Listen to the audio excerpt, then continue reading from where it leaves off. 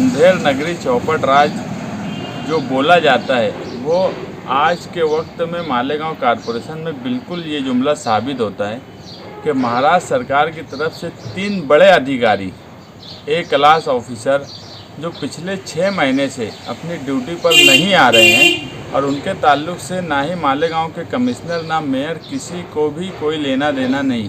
आज मालेगांव शहर के हालात ऐसे हैं कि साफ़ सफाई से लेकर रोड गटर हर निज़ाम टूटा हुआ है, बिखरा हुआ है, जिसको संवारने के लिए महानगर पालिका ये कहती है कि हमारे पास ऑफिसर की कमी है। जब सरकार इनको ऑफिसर दे रही है और वो अपनी ड्यूटी अंजाम नहीं दे रहे हैं तो उनके ऊपर कोई कार्रवाई करने की बात नहीं करती। आज भी बहुत से लोगों को ये लगता है कि ये तीनों ऑफिसरों का तबादला हो गया है या ये कहीं और चले गए हैं, जबकि आज भी इनको जो मंत्रालय से जो ऑर्डर मिला मालेगांव का वही ऑर्डर आज भी उनके ऊपर है।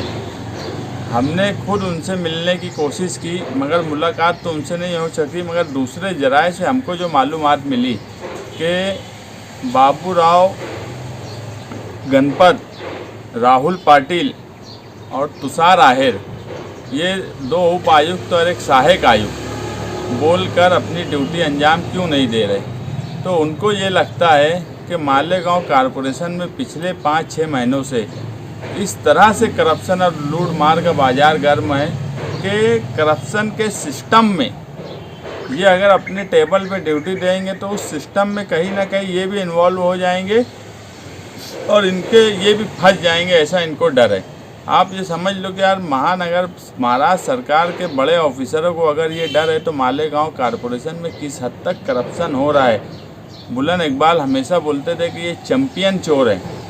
ये किस तरह के चैंपियन चोर है कि आज ऑफिसर आने के लिए यहाँ डर रहा है, लेकिन जो ऑफिसर यहाँ नहीं आ रहे हैं उनके लिए हमने मंत्रालय में प्रधान सचिव नगर विकास उनको एक पत्र लिखा है।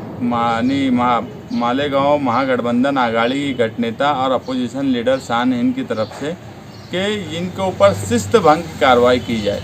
हमने उनको भी ये इत्तला हमारी तरफ से भेजी है कि यार आप आकर अपनी ड्यूटी करिए। आप अगर कोई गलत काम आ रहा है आप उसको मत करिए, आपका कोई कुछ नहीं बिगाड़ेगा। ऐसे अगर ऑफिसर अपनी ड्यूटी नहीं अंजाम देंगे और सरकार से पगार भी लेते रहेंगे तो ये भी एक तरह की बदउनवानी है कि तुम अगर ईमानदार हो तो तुम अपना काम ईमानदारी से करो। कोई गलत तरीके से कोई फाइल लाता है आप उसको मत मंजूर करो, आपका कुछ नहीं बिगाड़ने वाला। मगर आप अपने काम से अगर भागने की कोशिश करेंगे तो ये भी अपने काम से बेईमानी और बदउनवानी में ही आएगा। हम इसको भी अच्छा नहीं मानते और तीनों ऑफिसर पे सख्त कार्रवाई हो। जब से ये लोग नहीं आ रहे हैं इनकी पगार रोकी जाए और इन पर पूरी इंक्वायरी की जाए कि ये क्यों नहीं आ रहे हैं, ताकि उस इंक्वायरी में सारी बात सामने आ जाए कि यार ये लोग नहीं आने की जो वजह दूसरे ज़राए से बता रहे हैं यही सरकारी डिपार्टमेंट को बताएं। और मालेगांव कॉरपोरेशन में आउटसोर्सिंग साफ़ सफाई का आज क्या निज़ाम में सारी मालूमात ली जा रही है। जल्द ही मालेगांव कॉरपोरेशन में एक बहुत बड़ा भ्रष्टाचार इस 4-6 महीने में हुआ, उसमें मेरा भी 4-1 महीना जेल में चला गया और पीछे महीना भर मैं भी कनेक्शन से टूटा हुआ था।